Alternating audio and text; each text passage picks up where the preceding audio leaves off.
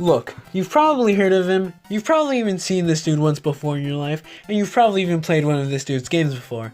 And if you clicked on this video not knowing who I'm talking about, then where have you been for the past 35 years? Well, if you really don't know who I'm talking about the mustachioed jumpman and plumber extraordinaire himself, Super Mario.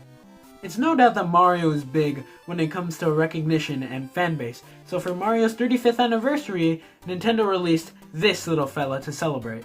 Now if you don't know what the Game & Watch line of units are, then I really can't blame you, because the original ball unit came out in 1980, and I bet you most Nintendo fans don't even know about the existence of these units until this celebratory unit came out back last year in 2020.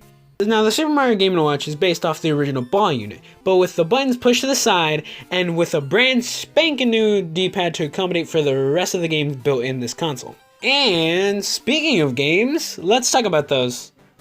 Oh, and yeah, the clock too, I guess.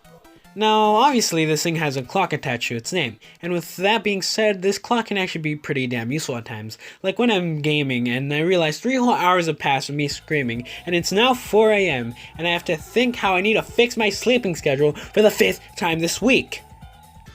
Also, this clock looks great! Yeah, Nintendo actually put some effort into this clock with a bunch of Easter eggs, interactivity, and, some weird happenings.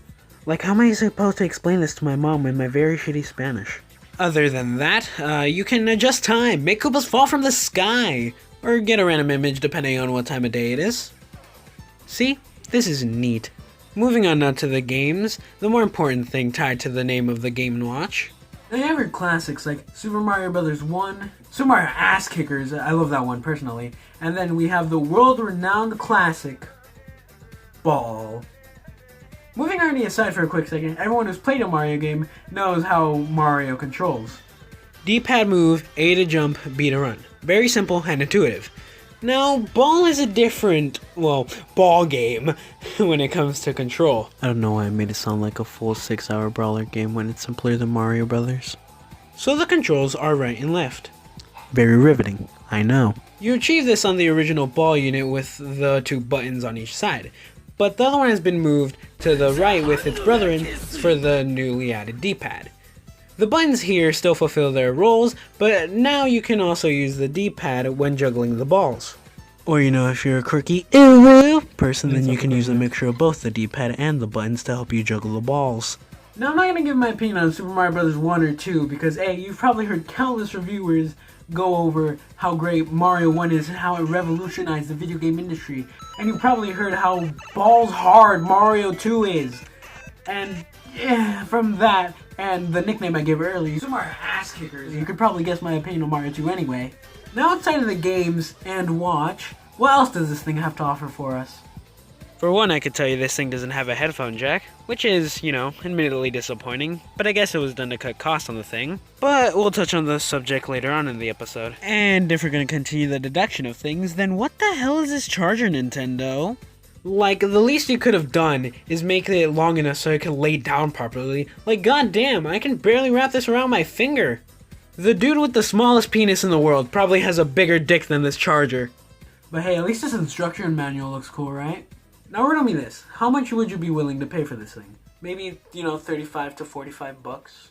One stores like Target, GameStop, and Walmart, this thing retails around for $50 USD.